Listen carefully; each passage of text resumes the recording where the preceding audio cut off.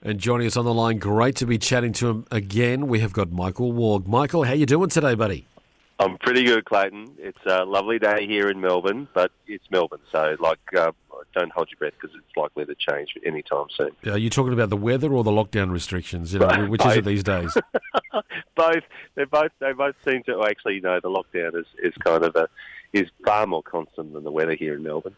Which is rare for Melbourne to have something so constant. So we like to keep people on their toes, but Yeah. Look, lockdown is, probably good in many. Well, it's very good for the community. Yeah. I just want to be back out on the road playing music again. Well, when you're not out on the road playing music, you're also a teacher. How have you found that with the kids? Has that been easy? And what's that sort of situation like? Oh, that's a breeze, mate. No, that's exactly what kids are designed for, sitting at home. They hate it. It's awful.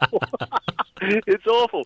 And especially because I work teach in the performing arts, so, kids need to be together. They need to be noisy and they need to be running around and they need to be able to express themselves to each other. And I think it really is that separation of people that has been the hardest part for young people. They need the relationship with the teacher, but more than the relationship with the teacher, they need each other.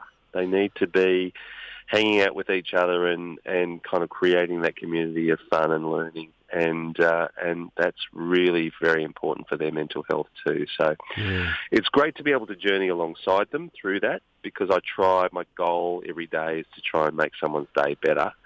But you just know for some of them the best way is just for everyone to get a bloody vaccination so we can all get back into the classroom. Are we in danger of having an era or a group of people who are very much going to become introverted and only want to be on their own and not engage with others? Because I'm sort of hearing this and I'm sort of worrying about these kids in the classroom, that if they're doing everything remotely, that they get used to it and it becomes the norm for them, and then they don't want to engage. So are we in danger of seeing an age of this? I don't have a crystal ball, and I don't know. I mean, I've kind of been teaching for long enough to know that there's various generations of kids that we've kind of asked these types of questions about, like the post 9/11 kids, and we were like, how is that kind of the fear of the other and the fear of being attacked, how is that going to impact people? And the constant for kids is their capacity to adapt and to be resilient. Yeah. And yes, we know that this is tough times now, and it's how we as a community can support kids through that, particularly people in roles like teachers and doctors and mental health professionals. What can we do as a community? But it's also, I think, a lot of anxiety for kids is happening in homes where suddenly mum and dad are being faced with, the kid that they usually get a break from. And teenagers are kind of designed to push back at this age. It's just like, no, I'm going to be me, and this is the way that I'm going to be me. And that creates conflict for lots of families. So I think that's probably, like, that's a big part of the challenge here. And I think that there's opportunity in that as well for parents to be able to go, all right, okay, maybe I need to chill out about some things. And you kind of do. Like, there's a little dance that you do, I think, when you work with young people, between creating enough pressure to kind of help them to develop, but also being compassionate enough to understand when you need to back off. One thing with kids too is that when they are facing adversity, it can bring out a very creative side to them. Are you seeing a creative generation in front of you too? I constantly see creativity in front of me, probably because of my bias, because I'm a performing artist who's also a teacher. But also because I think that's the joy of kids. Like even kids who don't see themselves as being creative, they're coming up with stuff all the time, and you go, man, that's really amazing. Yeah. That you came up with that idea, or you came up with that little saying, or you came up with that little dance, or whatever it is that you came up with. Constantly being put on the spot and have to go, wow, that's incredible. Yeah. I think that the danger of not nurturing or fostering creativity is when we become, fiscally conservative and start to go, oh, there's no value in the arts, in arts education. Because arts education is just really good for empowering young people to express themselves and gives them spaces to do it, gives them supporting adults to do it. And given that we know that this situation has impacted us financially, I would hate for there to be a conservatism that we move into in terms of arts education. That's not just teachers; that's parents too, actively going, "Oh no, don't do drama as a subject in Year 12. You need to do business management." Some kids really shine in a business management class. Good on them. But there's a lot of kids who really shine in drama classes. Let them do it. Yeah, exactly right. And I miss my drama classes too from when I was at school. Now, Michael, I'm sitting here in a faded red and black check shirt. Does that make me a warhead? Absolutely. Whoa! That's the way. Yeah. The red and black check shirt is part of the uniform. Now, I just want to ask you about this. Why haven't you got these red and black check shirts, the flannelette shirts, on your website in your merchandise section? Well, number one, it's too hot to wear them in summertime, so we thought a T-shirt would be better. But we kind of referenced it. We've referenced it in the red and black checks that are on the T-shirts that you can buy on the website. You need a shirt, and look, I got friends that are out in the outback, and they'll still wear them because sometimes they're at night time. They need something to keep them, warm. So you need them on there. I'm sorry, you need to have them on there. All right, no worries. I'll get onto it. Yeah. And I think the size it should range from small to extra cuddly. So just. Well, it was interesting. I think it says something about my fans that the 2XLs actually sold out like within the first 24 hours of us putting them on the site. I was like, well, I know. I did notice that. Thank you. Yeah, for us cuddly people, yes, I did notice that. Yes, how am I going to fit into a size S? Yes, right. Wow. Yeah. Yes. I did notice that. Anyway, we digress. We come back to your new song out at the moment from your fourth studio album called The Cast. You got a new single called The Dark, and I'm just wondering, I watched the video for it, and now you said you're a performing arts teacher. Are some of your students or ex-students involved in this clip? Yeah, that's... Brilliant. Yeah, thank you, mate. Yeah, I'm really proud of it. Like, I mean, initially I didn't sort of start out in music going, I want to make music videos. I mean, I kind of... Yeah. The adolescent in me wanted to have a music video like Duran with supermodels in it, but but it's actually been something that I've really loved to do, because one of the things that I teach is media studies, and so I've kind of always taught kids how to make films, and to be able to teach to actually put some of those ideas into practice has been really great for me, but also working with some ex-students. So the guy who edited this particular film clip was an ex-student of mine, and it's a particularly challenging concept, this film narratively. Like, it tells a story in reverse and then tells it back the other way. And that will probably only make sense to people who watch the film clip. Yeah.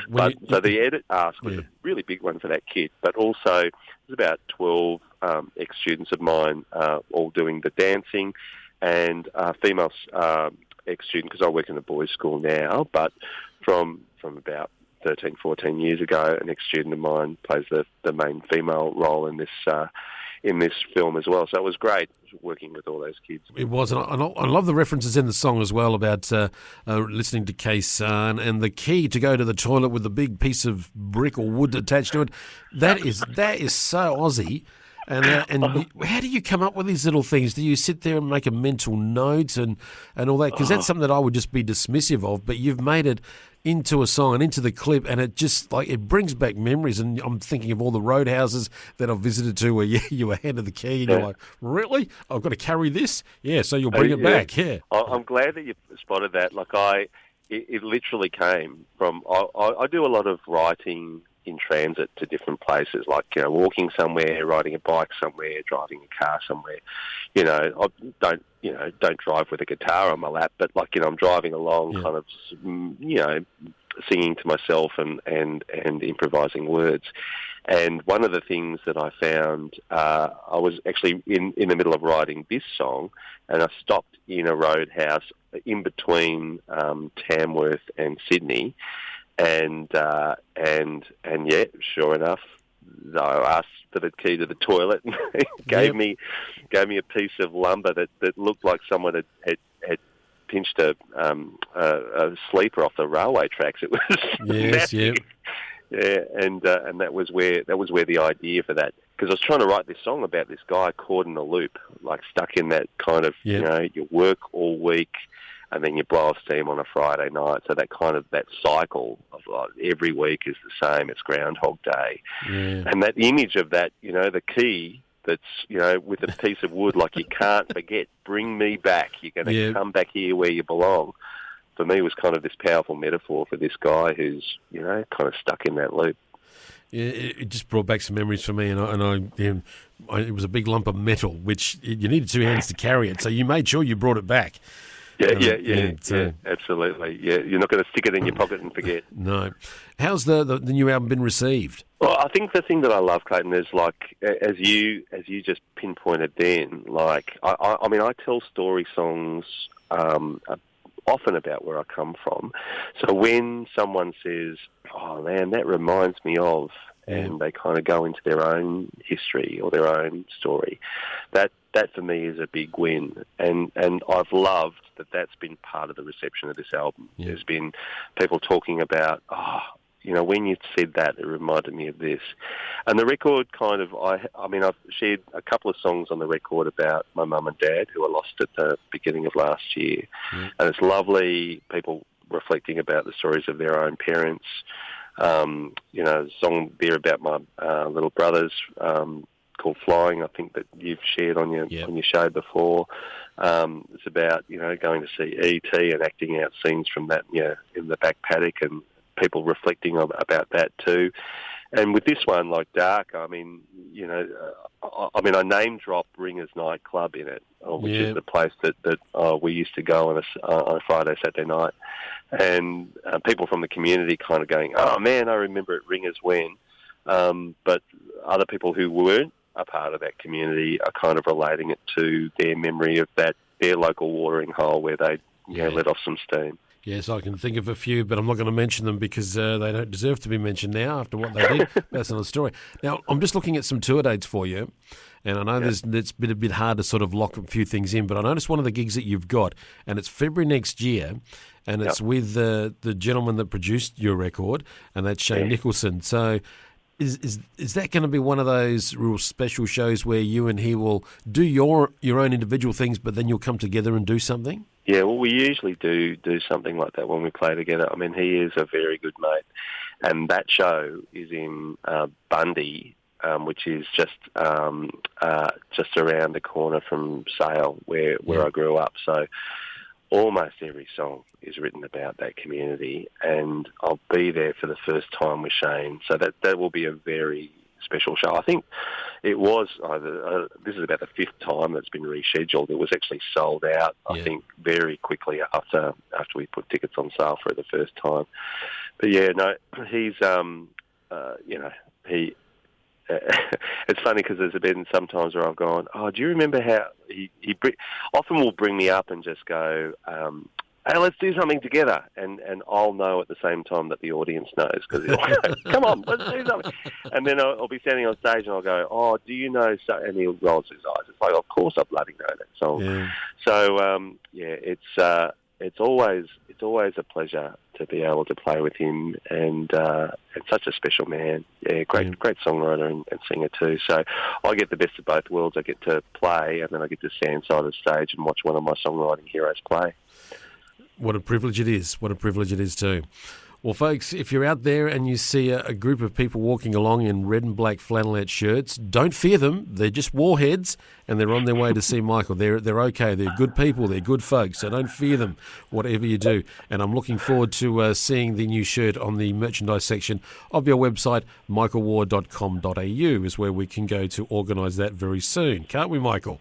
Absolutely. Absolutely. Well, Michael's fourth album, it is called the Cast. It is out now, folks. Check it out. I've said it with Michael's previous albums. They should be given to everyone as they get off the plane at the airport to become Australian. You need these albums. This is another one to add to that collection. Michael, we've got your current single here ready to go. Have a look at the video too. It is an amazing video. You'll win an award for that, I'm sure. It is a great video. Thanks, it's ready here to go. Thank you so much for spending time with us today, Michael. All the best to you as well, and hopefully we'll get to see each other soon, face-to-face, because I think that'll be a good long chat that we will enjoy as well.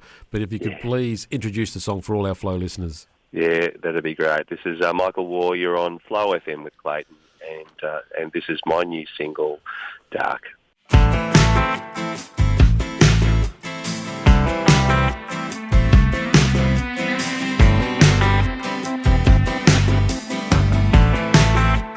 Try to not to mind. Every other day belongs to someone else here, and I don't think I'm right. I've been thinking things that I think I shouldn't. When I stop into the server with a headache on my mind, get the keys to the men's and it's chained to a bring me back sign. There's a fluoride flicking in the toilet stall, getting changed for the night at Ringers. There's a mate from Norway, he's coming on a chopper to buy me a drink. I wanna go where the cocktails flow, they're playing a song by Springsteen, dancing in the dark with a girl that I wanna be with.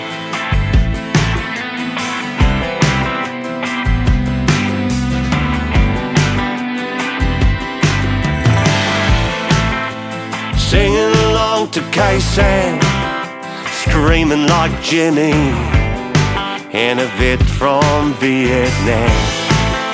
I haven't been to a war, but I'm looking to settle the score, when I can work at what I'm fighting for.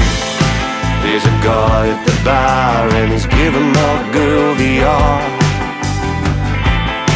and the boss starts to rock and there's shots and there's guns for hire. There's a fluoride flicking in the toilet stool, killing time on the night at Ringers. There's a mate from Norway, he's coming on a chopper to buy me a drink. I wanna go where the cocktails flow, they're playing a song by Springsteen, dancing in the dark with a girl that I wanna be with.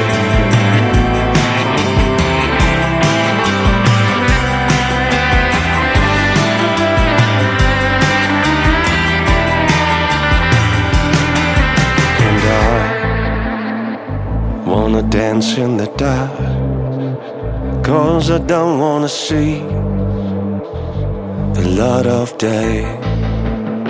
Wanna dance in the dark, 'cause I don't wanna see the light of day. Wanna dance in the dark, 'cause I don't wanna see the light. Cocktails flow, and they're playing a song by Springsteen,